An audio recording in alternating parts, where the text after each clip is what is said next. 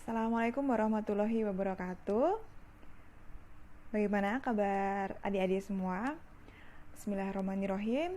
Semoga semua selalu dalam lindungan Allah Subhanahu wa taala. Baik, langsung saja untuk mempersingkat waktu. Hari ini kita akan membahas bab 2 dari bukunya Duff yang berjudul mengenai perkembangan ilmu manajemen. Ini ya. Nah, sebelumnya adik-adik harus udah nonton dulu nih video yang Ibu share sebelumnya yang mengenai apa sih sebenarnya manajemen itu sebenarnya inti dari ilmu manajemen. Cuman kalau kita hanya bahas itu aja sehari ataupun bahkan sejam udah selesai ya. Tapi kita kali ini akan belajar lebih dalam mengenai perkembangan ilmu manajemen. Kenapa harus di akuntansi itu juga harus ada? Iya, karena ini sebagai dasar. Sebagai dasar bagi kalian ketika nanti mau masuk ke perusahaan, atau sebenarnya kalau di program S1 akuntansi kalian nggak cuman jadi akuntan, kalian juga bisa kok jadi manajer di bagian manajer keuangan, manajer ataupun pokoknya ilmu manajemen itu pasti bakal berguna di dalam keilmuan. Oke. Silahkan duduk dalam posisi yang enak, yang nyaman, yang nyantai, tapi tetap serius, oke? Karena saya juga sudah mencurahkan segala usaha untuk menyiapkan ini semua. Jadi kita saling menghargai dan saling menghormati, oke? Dan saya tahu ini pasti akan sedikit membosankan karena kita tidak ada interaksi. Jadi di sini nanti saya hanya akan terus menjelaskan gitu ya. Kita nggak bisa tanya jawab. Ya semoga, tapi kita harus tetap semangat. Kita pasti bisa. Kita niatkan, kita luruskan niat kita bahwa untuk mencari ilmu ini semata-mata adalah ibadah. Ya, semata-mata karena Allah Subhanahu wa taala. Oke, kita mulai. Baik, mengenai perkembangan ilmu manajemen. Apa aja sih yang akan kita bahas? Nah, ini beberapa poin atau konten yang akan kita bahas mengenai yang pertama adalah manajemen dan organisasi. Apa sih manajemen dan organisasi itu? Kemudian dari dari kita belajar ini sebenarnya akhirnya nanti muncul beberapa perspektif. Ada perspektif klasik, humanistik, perspektif ilmu manajemen, dan ini karena ada beberapa faktor yang akhirnya muncul beberapa perspektif ini. Oke, langsung saja. Yang pertama, manajemen dan organisasi, yaitu mempelajari sejarah untuk membangun pola berpikir strategis, melihat gambaran besar dan meningkatkan keterampilan konseptual. Jadi apa yang kita pelajari dari sejarah itu tidak semata-mata kita mengurutkan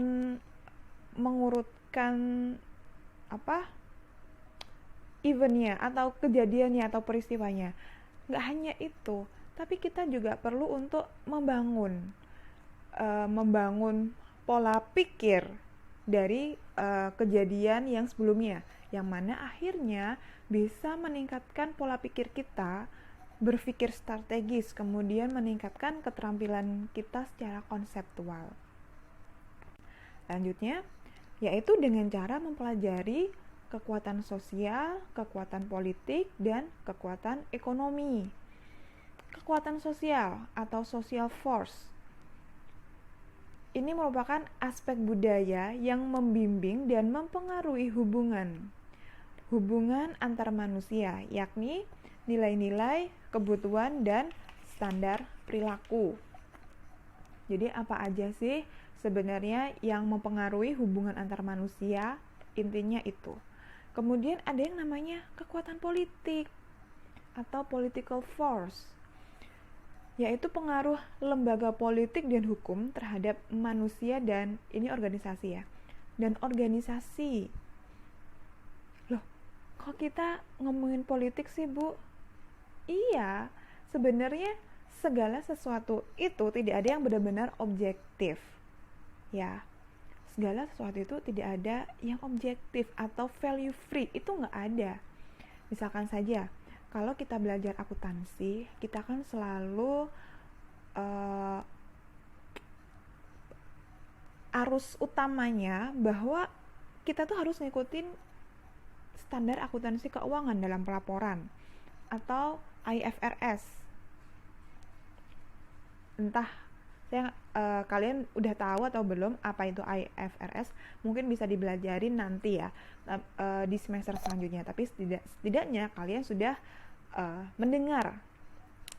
Jadi untuk pelaporan keuangan perusahaan itu sudah distandarkan, wajib menggunakan standar IFRS, yang mana IFRS itu adalah produk dari Barat. Tapi arus utama mengatakan bahwa itu objektif, itu bebas nilai. Padahal belum tentu. Ada ini loh. Ada yang namanya kekuatan politik. Standar itu diputuskan itu salah satunya karena adanya kekuatan politik. Nanti ada beberapa jurnal sebenarnya yang telah meneliti bahwa standar itu adalah hasil dari ini kekuatan politik. Makanya di manajemen pun kekuatan politik itu juga berpengaruh. Lanjut, ada yang namanya kekuatan ekonomi atau economic force. Adalah kekuatan yang mempengaruhi ketersediaan produksi dan distribusi sumber daya suatu masyarakat. Ya kayak gimana sih, Bu? Biasanya pikiran adik-adik kan seperti itu. Ya banyak. Apa aja sih yang bisa mempengaruhi produksi, distribusi dari sumber daya suatu masyarakat? Misalkan nih, ada suatu yang uncertainty seperti yang sekarang kita alami. Adanya pandemi, adanya inflasi, kemudian kenaikan kurs yang tidak bisa kita prediksi. Nah, itu juga mempengaruhi ilmu pengetahuan tentang manajemen. Akhirnya muncullah beberapa perspektif. Yang paling tua nih, itu adalah perspektif klasik.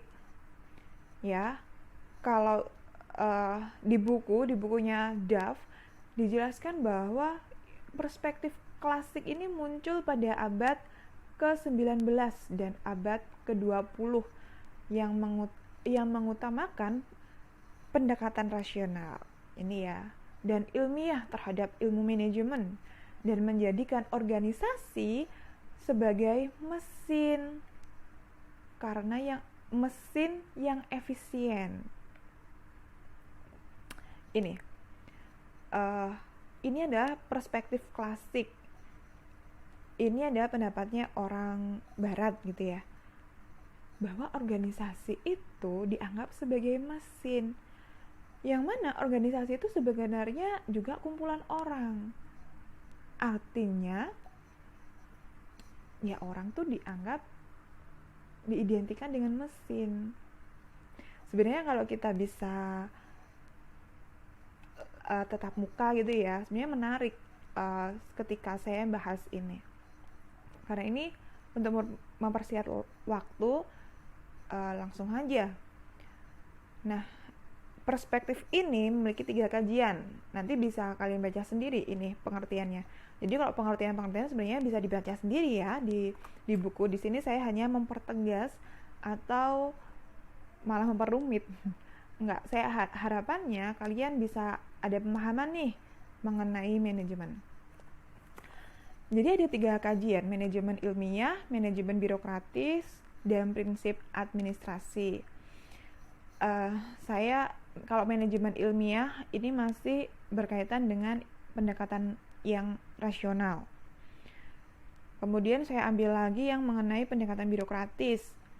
Ini masih terjadi di organisasi kita. Jadi birokrasi kita, kalau ya saya nggak akan menyebutkan ya.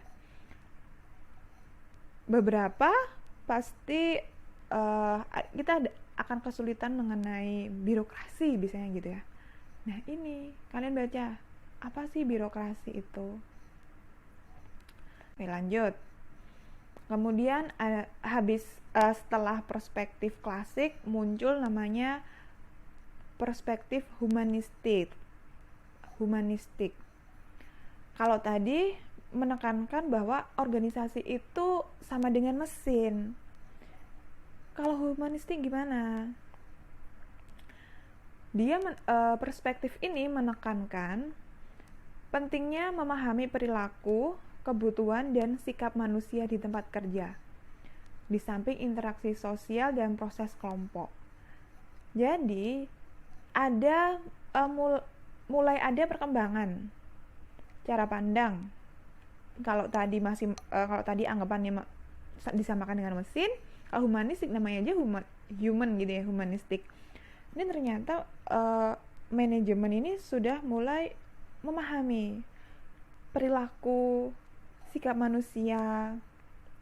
Mungkin bisa mulai dihubungkan dengan teori kebutuhannya Maslow itu ya, Abraham Maslow, bahwa sebenarnya manusia itu gimana sih caranya biar kinerjanya meningkat.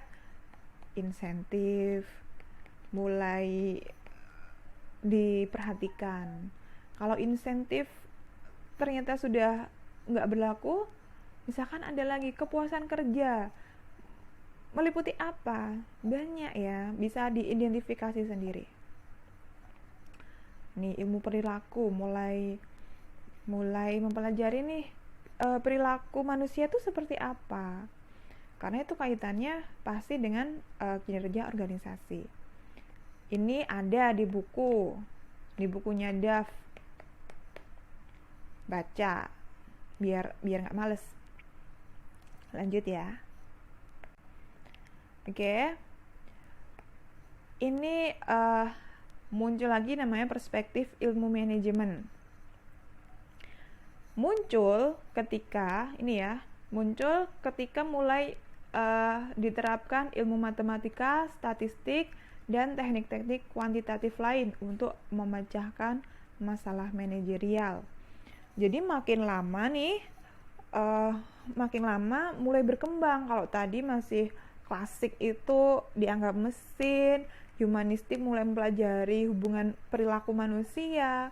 Kalau untuk yang perspektif ilmu manajemen ini mulai menerapkan adanya statistik, teknik-teknik kuantitatif, bahkan teknologi juga sudah bisa masuk. Dan ini ada beberapa kecenderungan historis terkini. Ini juga muncul setelah tadi ya perspektif yang sebelumnya tadi. Muncul namanya teori sistem, pandangan kontingensi, dan manajemen kualitas total atau TQM. Biasanya yang kita pelajari nanti ada di akuntansi manajemen, itu yang ini. Total quality management. Di manajemen strategi, di akuntansi manajemen keuangan lanjutan, ada yang namanya ini. Setidaknya adik-adik di sini sudah mulai kenal lah ya, mulai dengar istilah itu.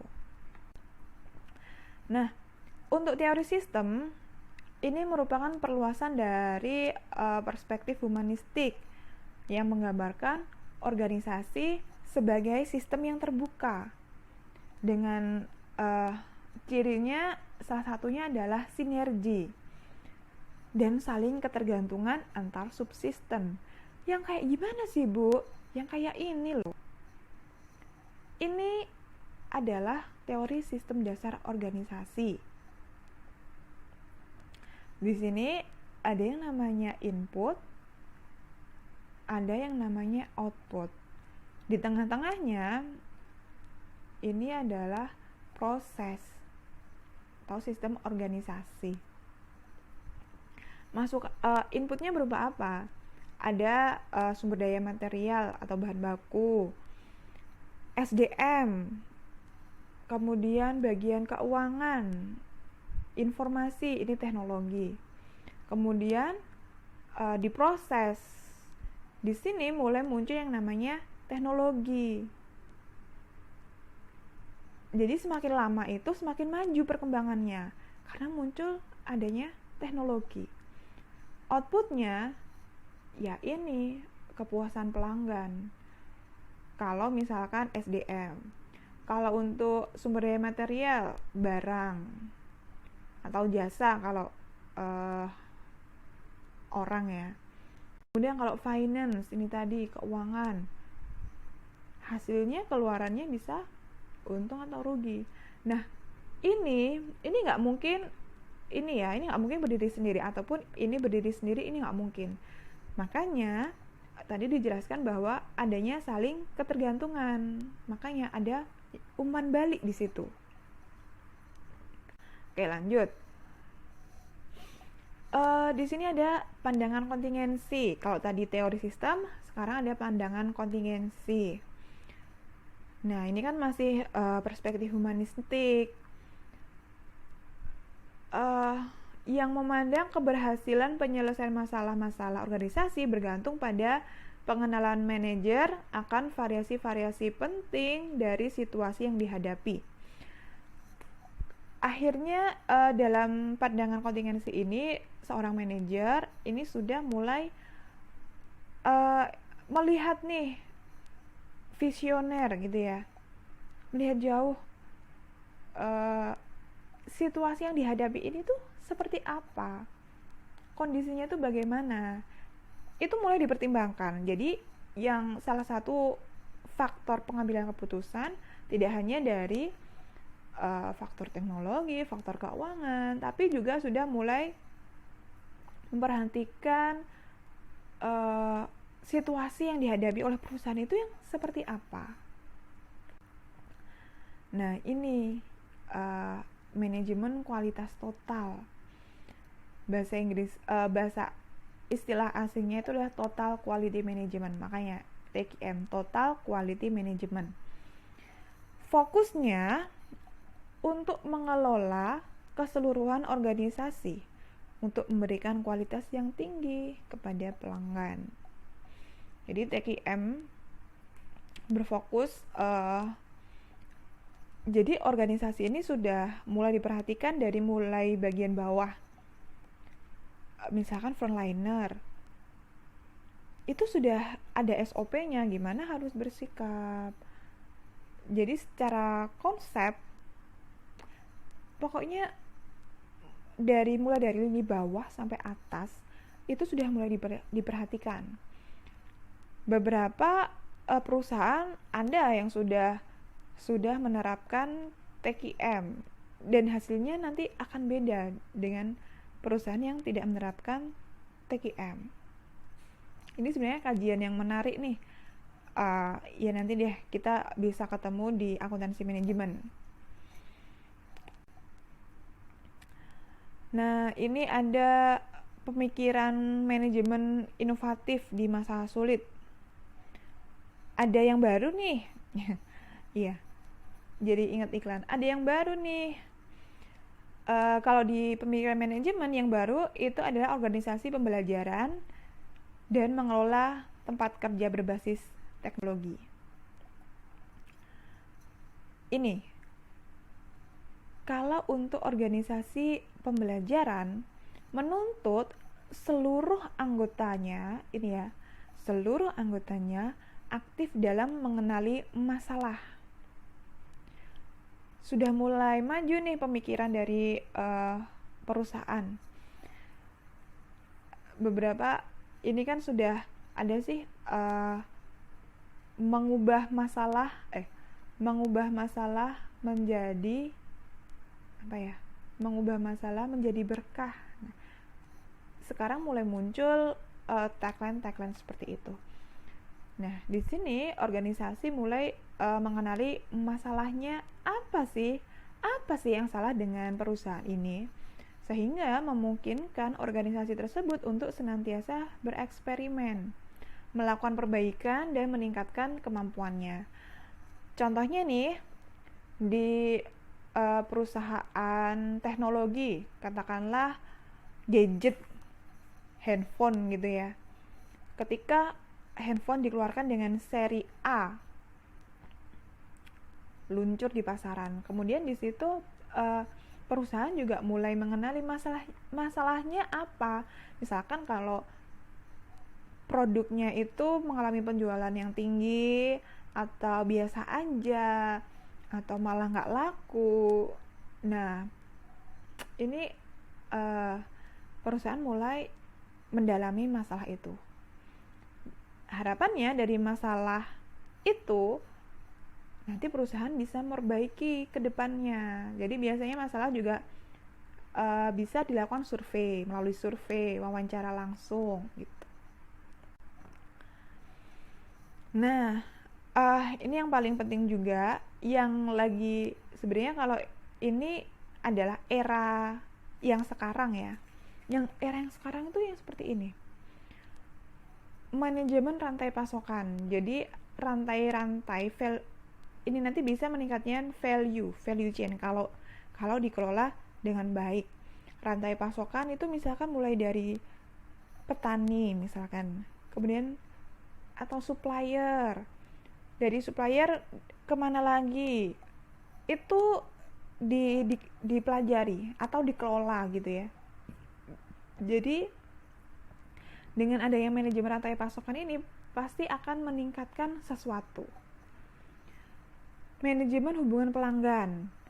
Nah, ada peribahasa pelanggan itu adalah raja, konsumen itu adalah raja. Bener nggak sih? Mungkin di beberapa perusahaan ada yang nggak berlaku kayak gitu. Tapi perusahaannya itu bukan perusahaan yang besar ya.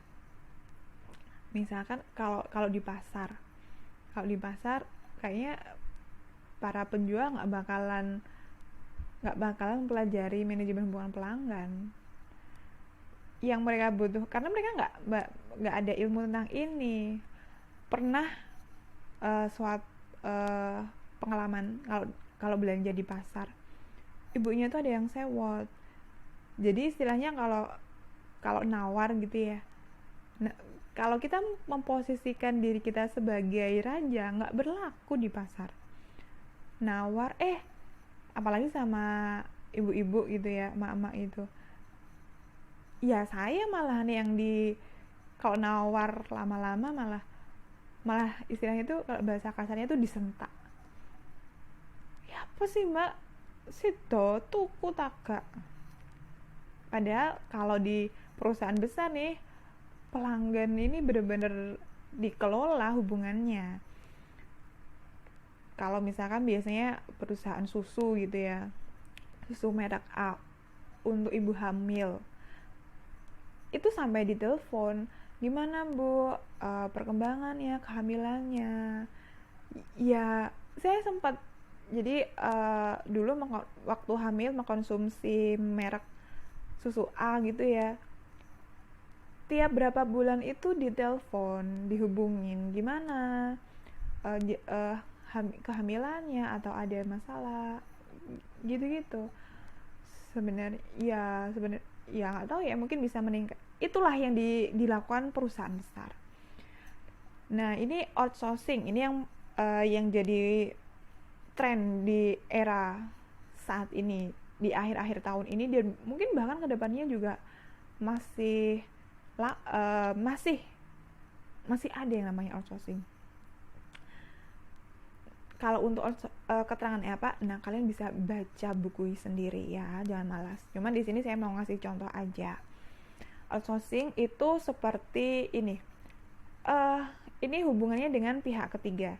Jadi misalkan nih di universitas kita di UINSA ini kan ada satpam tuh yang menjaga keamanan atau yang di depan, di garda depan itu mereka direkrut dengan menggunakan sistem outsourcing. Jadi UINSA bekerja sama dengan CV tertentu, CV atau PT tertentu yang bergerak di bidang keamanan. Nah, nanti semua yang bertanggung jawab mengenai SOP tentang apa yang dilakukan oleh keamanannya itu sudah diserahkan pada CV itu. Jadi UINSA sudah tidak memberikan gaji, tunjangan itu enggak, tapi yang memberikan mereka gaji, satpam-satpam itu gaji, tunjangan itu adalah CV-nya. Jadi kontrak mereka adalah terhadap CV-nya. Oke, sekian pelajaran kita hari ini. Semoga jangan sampai bosen ya, karena ini kita masih pertemuan kedua, masih bab kedua. Jadi saya harap adik-adik semua tetap bisa semangat sampai di akhir semester nanti, meskipun kita tidak bisa bertatap muka langsung, tapi nanti semoga pandemi ini segera berakhir dan kita senantiasa berada di lindungan Allah SWT. Nah, ini ada quote nih, ada pesan dikit dari Peter F. Drucker. Doing the right thing is more important than doing the things right. Oke, sekian dari saya. Assalamualaikum warahmatullahi wabarakatuh.